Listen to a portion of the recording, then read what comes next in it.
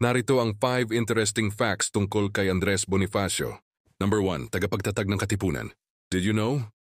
Si Andres Bonifacio ang nagtatag ng kataas-taasang kagalang-galangang Katipunan ng Mga Anak ng Bayan, KKK, noong 1892, isang lihim na samahan na naglalayong palayain ang Pilipinas mula sa pananakop ng Espanya. Number 2, ama ng himagsikan. Did you know? Tinaguriang ama ng himagsikang Pilipino si Bonifacio dahil sa kanyang mahalagang papel sa pagsisimula ng revolusyon laban sa mga Espanyol noong 1896. Number 3, hindi siya galing sa mayamang pamilya. Did you know? Si Bonifacio ay galing sa isang mahirap na pamilya at nagtrabaho bilang bodegero, tagapagbenta ng baston, at tagagawa ng mga handicraft upang suportahan ang kanyang mga kapatid matapos mamatay ang kanilang mga magulang. Number 4, mahilig siya sa pagbabasa.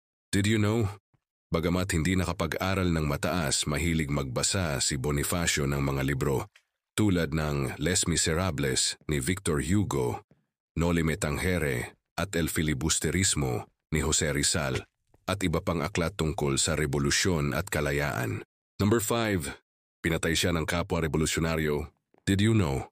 Si Bonifacio ay pinatay noong 1897 ng mga tauhan ng revolusyonaryong pamahalaan na pinamunuan ni Emilio Aguinaldo dahil sa umano'y pagtataksil, bagamat ito ay nananatiling kontrobersyal at debatableng bahagi ng kasaysayan.